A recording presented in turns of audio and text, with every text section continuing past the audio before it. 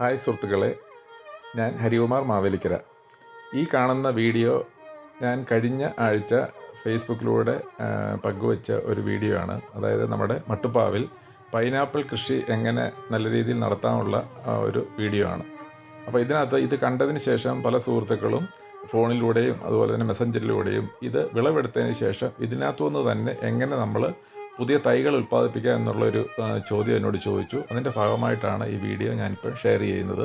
അപ്പോൾ നമ്മൾ വിളവെടുത്തതിന് ശേഷം അതേ പൈനാപ്പിൾ ചെടി തന്നെ അതേ ചട്ടിയിൽ തന്നെ നിർത്തിക്കഴിഞ്ഞാൽ അതിന് അല്പം വളവും വെള്ളവും എല്ലാം നിരന്തരം ഒഴിച്ചു കൊടുത്തു കഴിഞ്ഞാൽ ഏകദേശം 2 മാസം ആകുമ്പം തന്നെ നമുക്കിനകത്തുനിന്ന് പുതിയ തൈകൾ കിളിച്ച് വരുന്നതായിട്ട് നമുക്ക് കാണാൻ സാധിക്കും. അത് നമ്മളതിനെ നല്ല രീതിയിൽ മെച്ചുറായതിനു ശേഷം ഇതുപോലെ തന്നെ വിളവെടുത്തിട്ട് നമ്മൾ അതായത് ഏകദേശം ഒരു തൈയിൽ നിന്ന് 4-5 തൈകൾ തന്നെ നമുക്ക് നല്ല ആരോഗ്യമുള്ള പൈനാപ്പിളിൻ്റെ സക്കർ നമുക്ക് ഉൽപ്പാദിപ്പിക്കാൻ സാധിക്കും.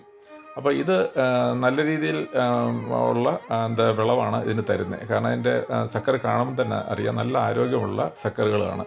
അപ്പോൾ ഇതിനെ നമ്മൾ പുതിയ ചട്ടിയിലേക്ക് നമുക്ക് പോട്ടി മിക്സ്ചർ തയ്യാറാക്കി മേൽമണ്ണും ചാണകപ്പൊടി എല്ലുപൊടി എല്ലാം ഇട്ടതിന് ശേഷം ഏകദേശം ചട്ടിക്ക് പകുതിയോളം താത്ത് വേണം നമുക്ക് ഈ പുതിയതായിട്ട് എടുത്ത പൈനാപ്പിൾ കന്നുകൾ സക്കറുകൾ നമുക്ക് താത്ത് നല്ലപോലെ ഉറപ്പിച്ച് വെക്കുകയും നല്ലപോലെ സൈഡ് മണ്ണിട്ട് ഉറപ്പിക്കുകയും ചെയ്ത് കഴിഞ്ഞാൽ ഏകദേശം 1 വർഷം കൊണ്ട് തന്നെ നല്ല ഒരു പൈനാപ്പിൾ നമുക്കിനകത്തുനിന്ന് വിളവെടുക്കാൻ സാധിക്കും. അതായത് ജൈവ കൃഷി രീതിയാണെങ്കിൽ ഏകദേശം 1.5 മുതൽ 2 കിലോ വരെയുള്ള പൈനാപ്പിളും, രാസവളം ഇട്ട് കൃഷി ചെയ്യുന്നവർക്കാണെങ്കിൽ 3 കിലോ വരെയുള്ള പൈനാപ്പിളും കിട്ടും. അപ്പോൾ ഈ പൈനാപ്പിളിൻ്റെ ഒരു പ്രത്യേകത എന്ന് പറഞ്ഞാൽ ഇതിനകത്ത് ഈ ചെടിയിൽ മുള്ളില്ല, ഇലകളിൽ മുള്ളില്ലാത്ത പൈനാപ്പിളാണ്.